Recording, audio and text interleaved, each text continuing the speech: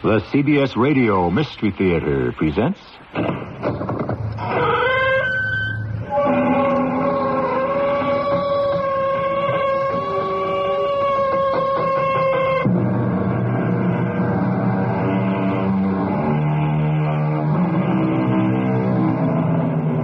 Come in.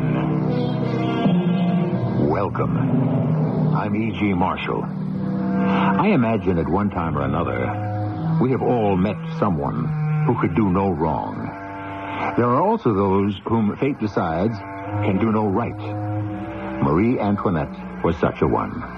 From the time she left her home in Vienna to marry the next king of France, there was nothing she could ever do to stop the French from hating her, reviling her, and finally cutting off her head. Will you see a priest? A priest? Now? No. But what will be said when it's known you refused the help of religion in these final moments? Tell those who speak of it that God's mercy provided for it. Do you think those people in the streets will let me go to the guillotine without tearing me to pieces?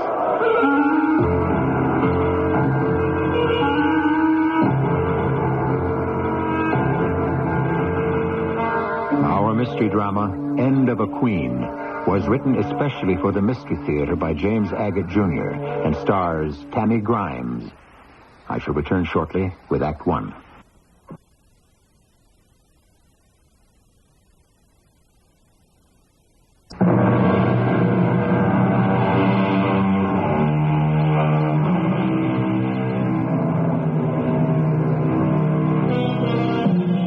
She was christened Maria Antonia.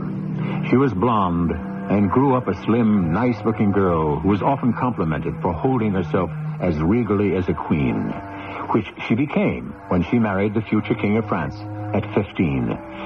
Royal families arranged those things in those days.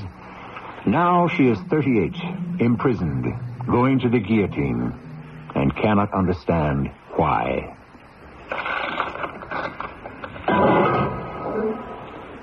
Madame, I brought you what you asked for. I never thought you would get here. You think it is a simple matter to find candles and paper and ink at 4 in the morning in this place? I suppose not. It was stupid, my anger at you, Lieutenant. I have so little these days, and my wants are so simple. Why should I expect any favors? I do what I can, Madame. I am going to write a letter. It is private, and I would appreciate it if you did not watch me, Lieutenant. I shall have to ask. Who to? My sister-in-law, Elizabeth. Before she escaped from France, you know, she was part of the family. You go ahead and write, Madame. I shall sit in the corner and sleep. It will be a long day tomorrow. For you, maybe, but not for me. This is the 16th of October at 4:32 in the morning. I am writing to you, Elizabeth, for the last time. I am innocent. I hope to show I can be firm in my last moments on earth. I am calm as one is when one's conscience does not reproach. I have just been condemned. As I write you, dear sister-in-law, echoes of my years as a queen and of my days of the trial still ring in my ears. The accused may be seated. Your name, surname, age, position, place of birth and residence. My name is Marie Antoinette Lorraine d'Autriche, aged 38, widow of the King of France. I was born in Vienna. At the time of my arrest, I was in the session hall of the National Assembly. I have here a packet of possessions belonging to the prisoner, taken from her at the conciergerie. I ask you to explain them. A little wallet fitted with scissors, needles, silk thread, and so forth. A little mirror, a gold ring, 2 portraits of women. Who are the people represented by these portraits? They are 2 ladies with whom I was brought up in Vienna. What are their names? Mesdames de Mecklenburg and de Hesse. That packet of hair of various colors? They come from my dead and living children and from my husband. A paper with figures on it. It is a multiplication table for teaching my 7-year-old boy. It has been reported that after the revolution you gave precedence to your son as if he were a king. He is a little boy of 7. Of course, I fed him first, as would any mother with any child. So to you, your son is the future king. He will be whatever France chooses him to be. As your son is now only a private person, do you then declare that you have renounced all the privileges which formerly gave him the empty title of king? I have no finer ambition for him than the happiness of France. You are glad that there is no more king or monarchy? All we desire is that France should be great and happy. You must therefore wish for the people to have no more oppressors, and that all your family who would wield arbitrary power should undergo the fate of your husband, the bloodsucker of France? I can answer for my son and myself. I am not responsible for others. If France is to be happy with a king, I wish it to be my son. If she is to be happy without a king, I shall share the happiness with him. Lieutenant. Yes, madame. The few possessions that were taken from me, may I have them back? What is the prisoner whispering about? Marie Antoinette requests the return of her few possessions which have just been shown to the citizen judge. Certainly not. They have been impounded and are to be returned to the Republic. You, Marie Antoinette, where did you get the money to build and furnish the Trianon? The Petit Trianon is small in name only. It cost immense sums. That is possible. Perhaps more than I would have wished. We were gradually involved in more and more expense. However, the millions you were given to build this palatial and extravagant toy farm was not enough, was it? It was hardly millions. It could have been several 100,000. Oh, I see.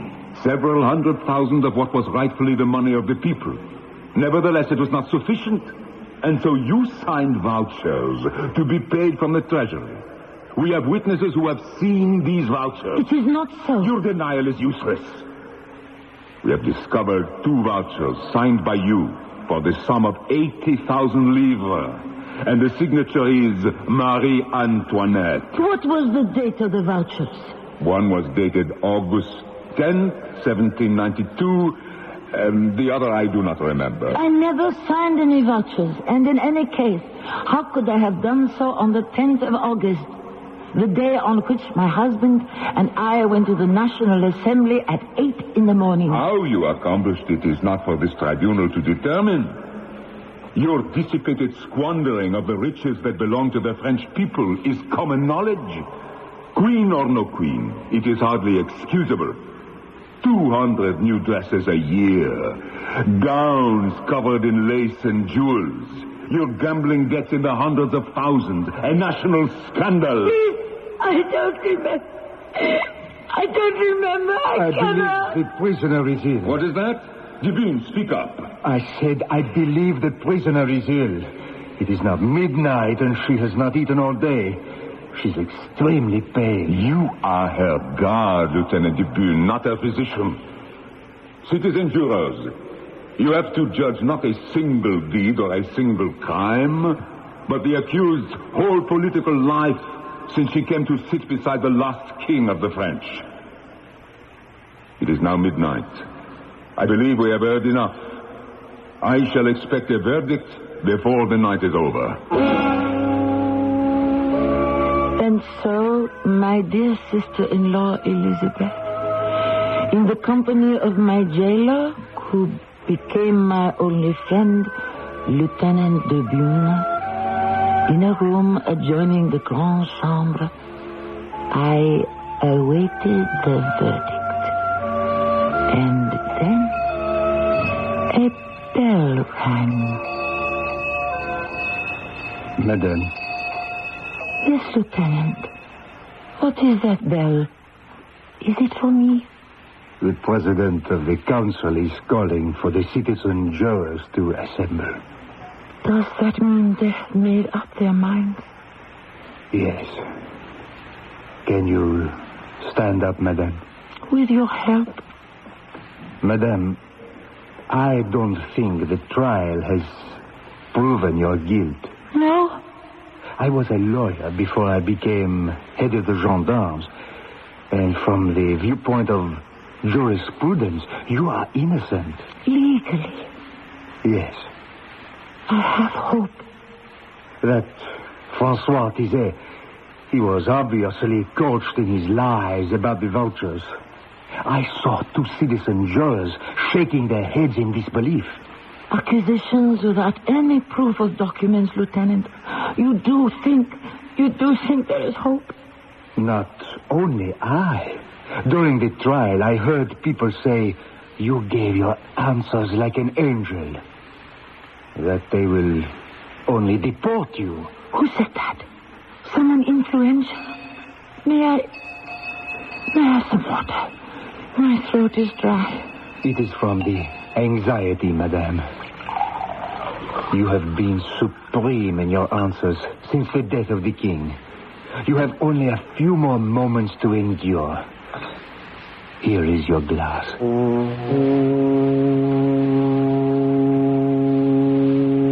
Antoinette, you will please rise for the jury's declaration. I shall read as follows. That the accused be condemned to death in accordance with Articles 1 and 11 of the first section of the first chapter of the second part of the Penal Code. Have you any objection to make to the application of the laws invoked by the public prosecutor? Lieutenant, death. Madame. Monsieur le prosecutor, the defendant is not feeling well. I am all right. Just hold on to me, please. May I beg the court? The widow Capet has suffered a great deal, and I don't think justice... You speak to me of Marie Antoinette's suffering? This Austrian who intrigued and dealt with the enemies of the Republic, with her brother Joseph, the Emperor of Austria, a woman who has conspired to start a civil war here, who has spent millions of francs of the people's money on entertainment, while thousands of French had no shoes and no bread. Those people demand she stand on her feet to hear the judgment she has brought upon herself. Let no more be said about it. I feel faint. No more.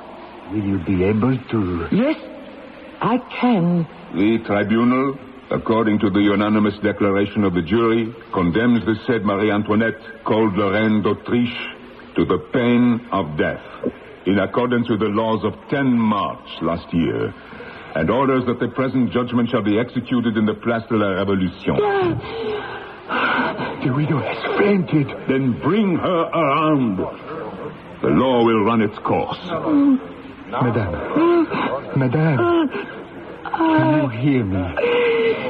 Please, let me help you up. The defendant is excused. Lieutenant de Bune, you may take your charge back to her cell.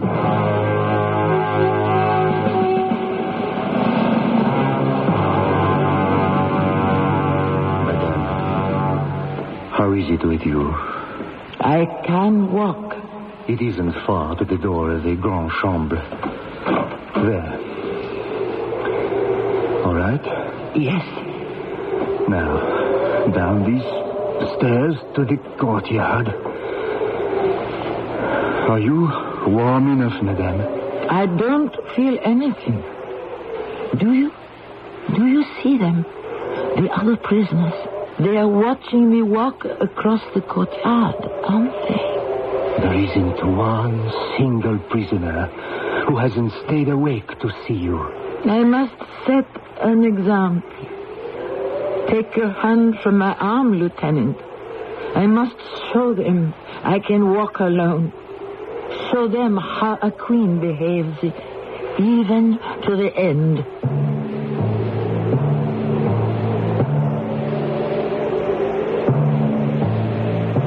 Whether the execution of Louis XVI and his wife Marie Antoinette was justified or not is not our story. Ours is the portrait of a queen under fire. How she maintained outward composure with the knowledge that she was the most hated woman in France.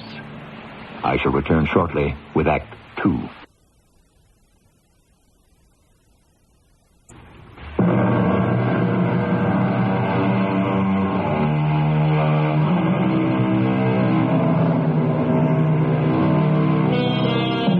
Time and again, as I bring you these stories of suspense and mystery, I am struck how much stranger and more horrifying truth can be than the fabricated.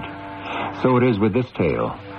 It is indeed October 16th, 1793. 1 hour has passed since Marie Antoinette began the last letter she would ever write, the one to her sister-in-law, Elizabeth. I have just been condemned, dear Elizabeth, not to a shameful death, for it is shameful only for criminals, but to rejoin Louis, your brother. Like him, I am innocent. I am sad beyond belief that my children have been taken from me. There is something I must mention which pains my heart. I know how much distress my son's words have given you. But remember, in 5 days, he will just be 8 years old. I think back and remember what a glorious time it was when he was born. How do you feel this morning, my darling? How does any mother feel, Louis? I am afraid it will be another girl. What are you doing here? You are going hunting. I want to be with you. Make certain you're well taken care of. I have Madame de Gummigny, who has always attended me. What can I do? Oh, surely there must be something. Yes. Distract me with some news. Court gossip, anything. What is the news? Louis, tell me. The Americans are victorious at a place called, Yorktown. At last. Thank the Lord. This revolution in America is costing us a fortune. Who was responsible for the victory? Lafayette. Yes.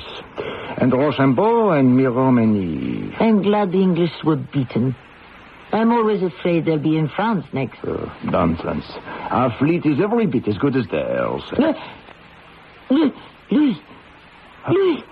Don't tell me now, but I haven't had lunch yet. You go have your lunch, dear, and ask Madame de Gummigny to come here quickly. At 1 o'clock, how well I remember, my son was born. They took him away directly, and he was baptized. Then a knock on the door, and there was Louis with the infant in his arms, and he was saying, Monsieur le Dauphin demande d'entrer.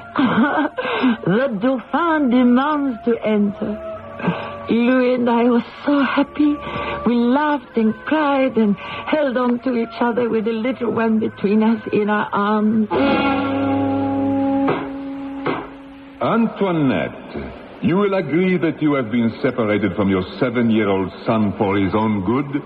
Is that what you would have me say? Are you also aware of the health of the young Dauphin? His health? Has been severely damaged. If that is true, it is only since he has been placed in the charge of the commissioner of the commune, Simone. I would have the citizen jurors know that this child one day was surprised by Simone in indecent defilement. And when the commissioner asked the boy who had taught him this criminal behavior, he replied his mother and his aunt. What do you have to say to that? Nothing.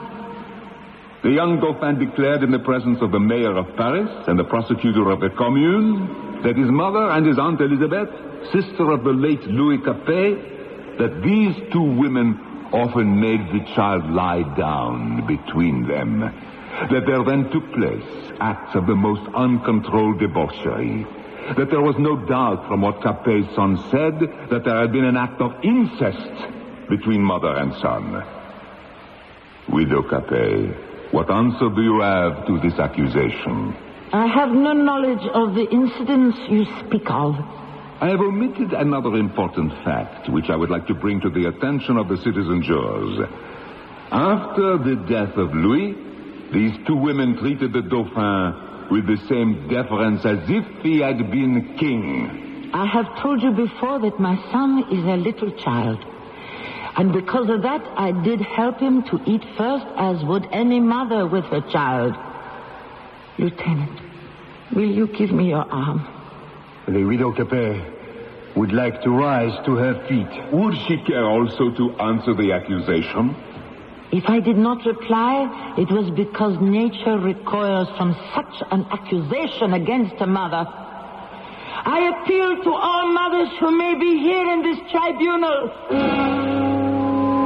It is getting late, my dear sister-in-law. Or rather, I should say it is now early morning.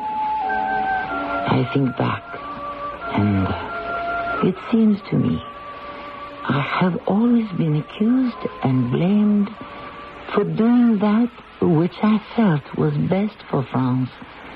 Even my own brother Joseph turned against me when I visited him in Vienna. I am told the gardens of Versailles are more beautiful than these of Schönbrunn. Is that so, Maria? Maria. He calls me Maria. Bless you, dearest brother. To again be an Austrian as I was born, just for the few weeks that I am here. I hope you keep those thoughts to yourself in Paris. I do. Joseph, why do you look so sternly at me? I must talk to you as Joseph II, Emperor of Austria, as well as your older brother. What have people been saying about me? Only the truth, I suspect. While in residence at Versailles, you would stay out all night, then return home at 6 a.m, and on to the races at 10. If the ministers scheduled a meeting with you, you might keep them waiting for hours. Is that so terrible?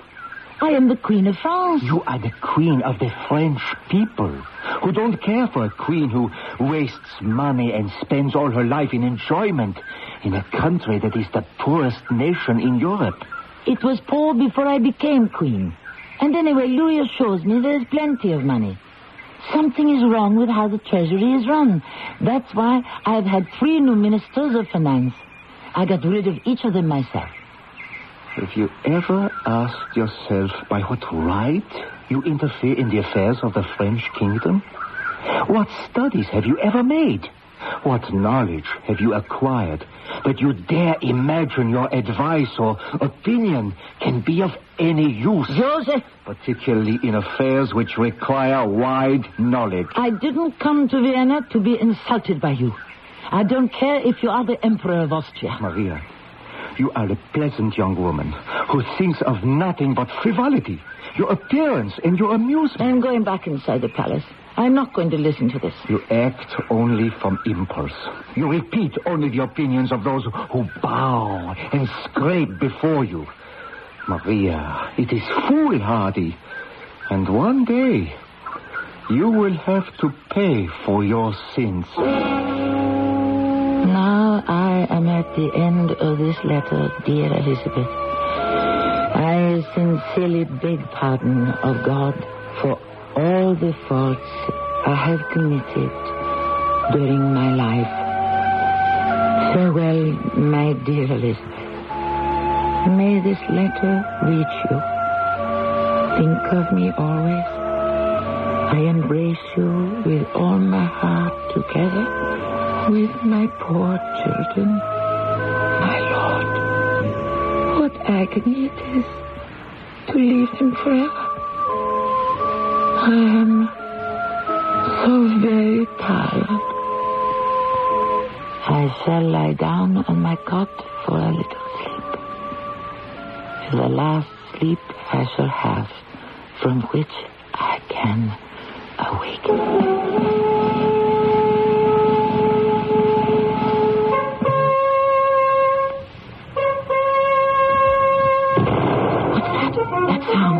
It's the call to arms, Your Majesty. The troops are being mustered and patrols sent out everywhere to make certain nothing will interfere with the execution. Who are you? Where is Lieutenant de Bune? Oh, he was taken from here an hour ago and arrested. But what for? I was asleep. I didn't even say goodbye to him. He was denounced by one of his men who saw him several times bring you a glass of water and several times return from the tribunal with you walking bareheaded. Arrested? Everything is being taken from me. Your Majesty, will you eat something? You are a gendarme, young man? Yes, Your Majesty. What is your name? Philippe. Philippe, you had better not be overheard calling me Your Majesty, or they will come and arrest you. There is nothing majestic about my position anymore. Of course, I could always swear that you called me Your Former Majesty. Have you been in service long, Philippe? When I was 14, I was with the troops who guarded you when you went to Paris to the opera. Sometimes people would jeer at you and make remarks, but you took no notice of them. I always thought you courageous. Nothing can change that for me.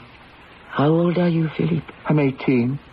So young and already in a responsible post. My father was in the gendarmerie before me.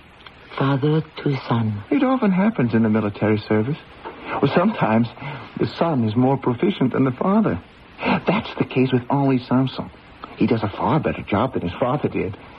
Is that the Sanson who is executioner of my husband? Oh, forgive me, Your Majesty. It was clumsy of me. What time is it now? 7 o'clock. Is there something I should do at 7 o'clock? I've been instructed to fetch you some food. It isn't necessary. Everything is over for me. When will I be taken away? I don't know, Your Majesty. Even you who are sent to guard me do not know. Why is it such a secret? I'm told there was a plot to try to rescue you, so they've placed thousands of soldiers in the streets to make sure it will not happen. I have not heard of such a plot. Oh, someone is coming in here. Marie Antoinette, are you ready? Ready? Now? We are waiting. The scaffold is prepared.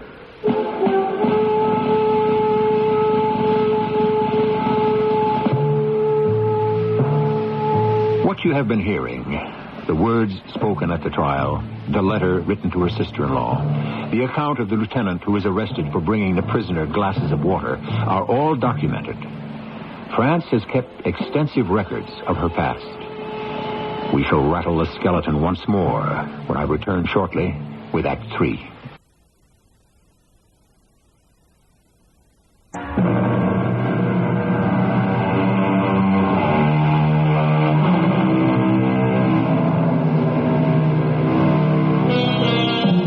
Alone, quite alone was this woman, once a child bride who played at being a queen. By the time responsibility came to her, it was too late. By then, the hatred of the French for their Austrian-born queen knew no bounds. But in her conscience, Marie Antoinette was certain she had done no wrong. Faults, she said, the morning of her death.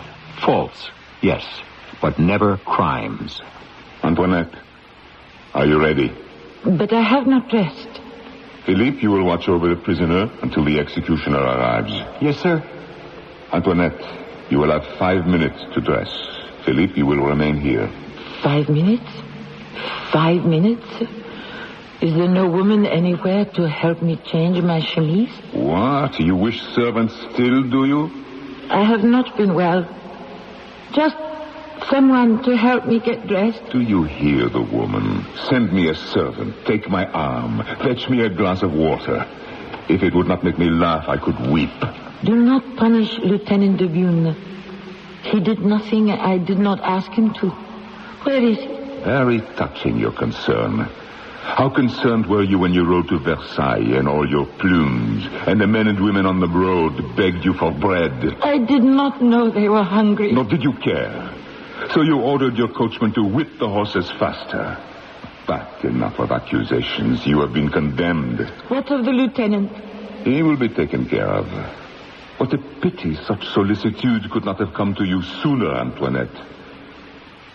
Philippe, leave us for a moment. Yes, sir. You do not recognize me, do you, Antoinette? Yes, I did, Georges. You made not a single sign throughout the trial. Your face has changed, it's true. But I felt no need to throw myself at your mercy. You had me broken on the rack because I angered you, remember? They butchered my face. So, of course, by the time it healed, I was unrecognizable. I had nothing to do with that.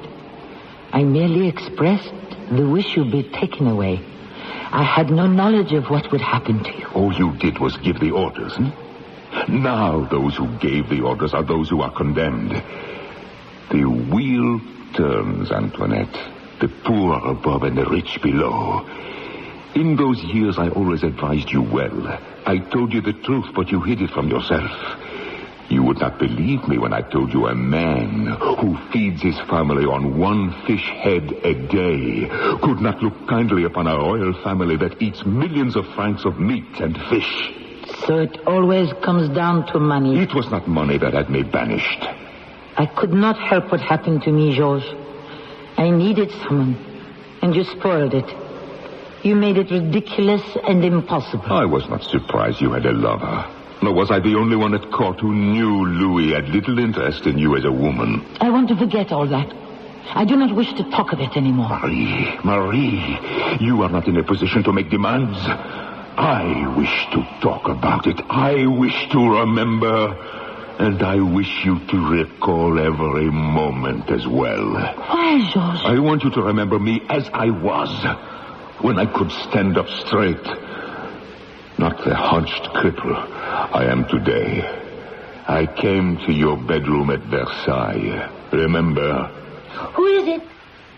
It is me, Georges, Your Majesty. Georges, can you come back later? I'm busy. No, I cannot. It is imperative this document must be signed. The ministers have been waiting all day, and the king is not back from the hunt. I have someone with me. Can you slip it under the door? No, I cannot and I will not. All right. Wait a minute.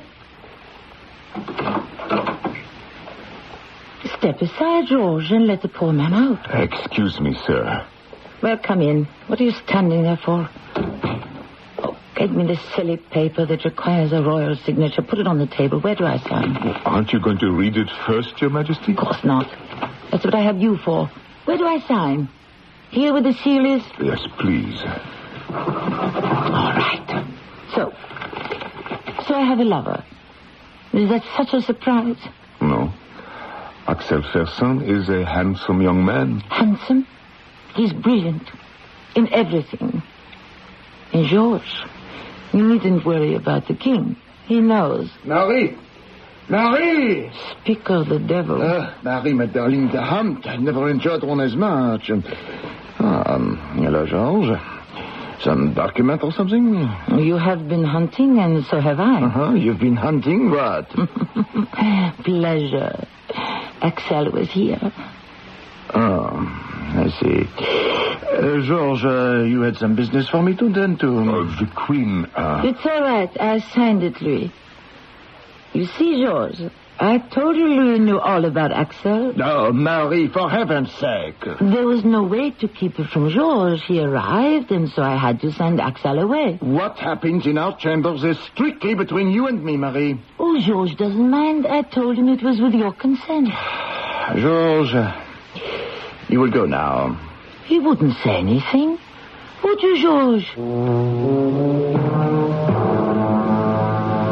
And I did not say anything. But 5 days later, I was arrested, thrown into the Bastille, tortured, and then deported to Guyana. It was only when I returned several years ago that I learned it was not King Louis who had ordered me disposed of, but you, Antoinette. You were annoyed that my presence had placed the king in an awkward position, and an annoyance must be eliminated. But now, the wheel has turned. You have 5 minutes to dress, and no servants. No one to order about. The days of being waited on hand and foot are over. 5 minutes. No more. Philippe, come in and keep watch carefully. 5 minutes. He said 5 minutes, didn't he? I have my white negligee I wear in the morning. A queen must die in white. White for a royal funeral. My muslin fichu, this chemise, I must change for a clean one. Where can I change? There is only this one room. Monsieur. Your Majesty? In the name of decency, allow me to change my linen without witnesses. I'm instructed not to leave this room. I will turn to the wall and keep my eyes closed. I would not embarrass you. Philippe, is the woman changed to her funeral dress? Yes, sir. She is changing. Make sure she hides nothing that could stop the course of justice. Yes, sir. What does he mean? Make certain I don't take any poisons. 2 more minutes. Philippe, have you asked if she wishes to see the Abbé Girard? No, but I shall. The Abbé has offered you the service of his ministry. I decline the offer. But what will be said when it's known you refuse the help of religion in these final moments? Philippe, you will tell those who speak of it that God's mercy provided for it. May I suggest, on the way to La Place de la Révolution, the Abbé ride along with you? If he so wishes, listen to them. Do you think the people in the streets will let me go to the scaffold without tearing me to pieces? I am ready now. Georges, you may enter. Philippe, did she ask for the Abbé?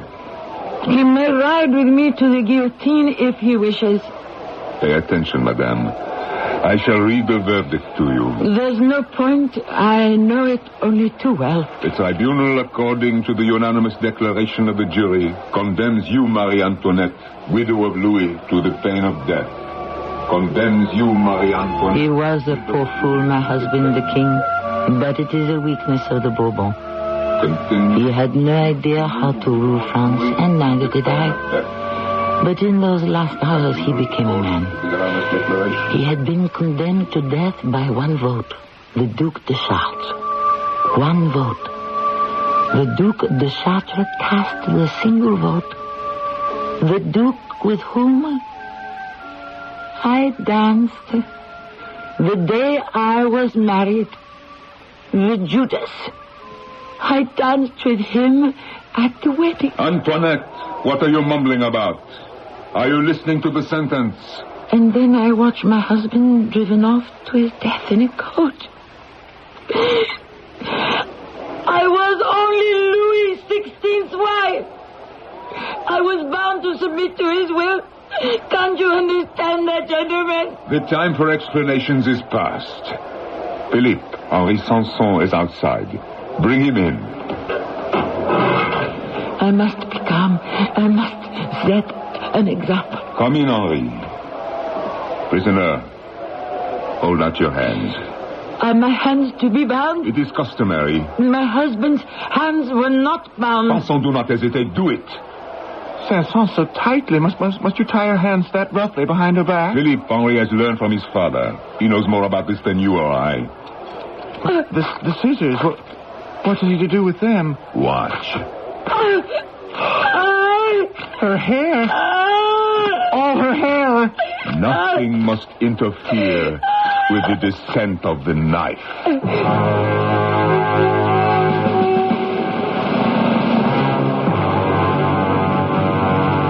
What is that? In the middle of the courtyard. A cart. It is to take you to the Place de la Révolution. My husband rode to the guillotine in a coach, not a garbage cart. There was but one king, I am sorry to say. For him, a coach was used.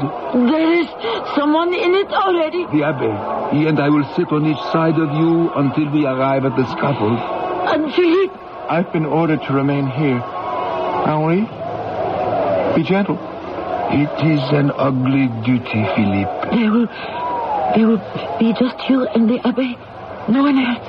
But the crowd, they could come at me and drag me from the cart. There are 30,000 troops along the way to protect you, madame. Goodbye. Take heart. You'll be with your husband very soon.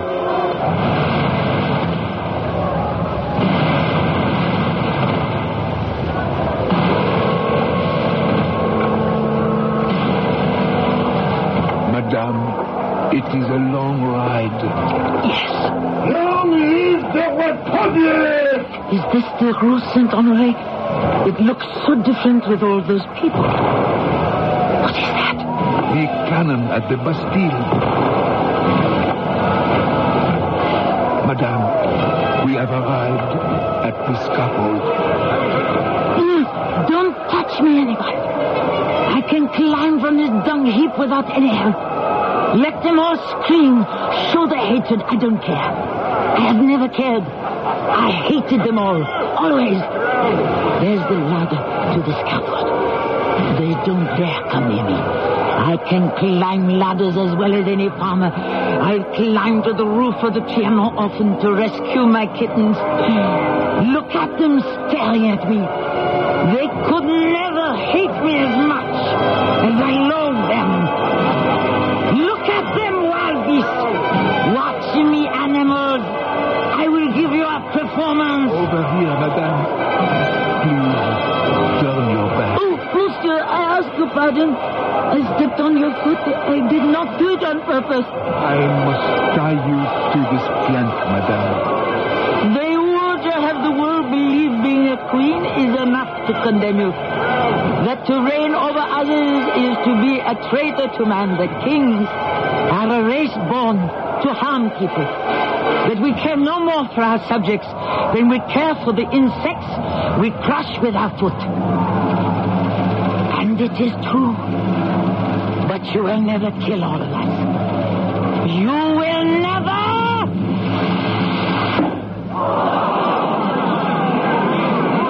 He is holding up my severed head for all to see. I feel nothing.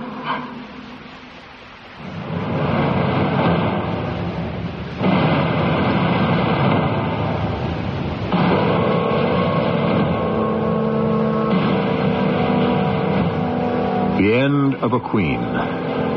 But not quite. 5 years later, those pitiful small possessions of Marie Antoinette's that were used in evidence at the trial were placed at auction. The little green morocco case with scissors, needle, and thread brought 5 francs, 75 centimes.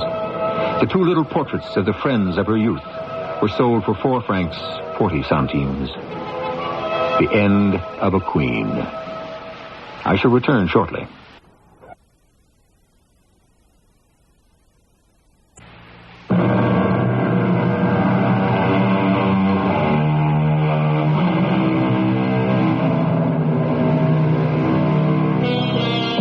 We shall never know with certainty what went on in the heart of the Queen. We do know she met death unflinchingly. But was it pride, rebellion, or vindictiveness to the end that made her refuse to show the people the cringing queen they wanted to see?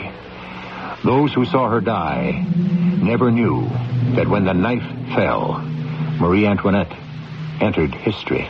Our cast included Tammy Grimes, Norman Rose, Russell Horton, and Bob Caliban. The entire production was under the direction of Hyman Brown. You've been listening to the OTR Gold Network. Find more classic radio at otrgold.com.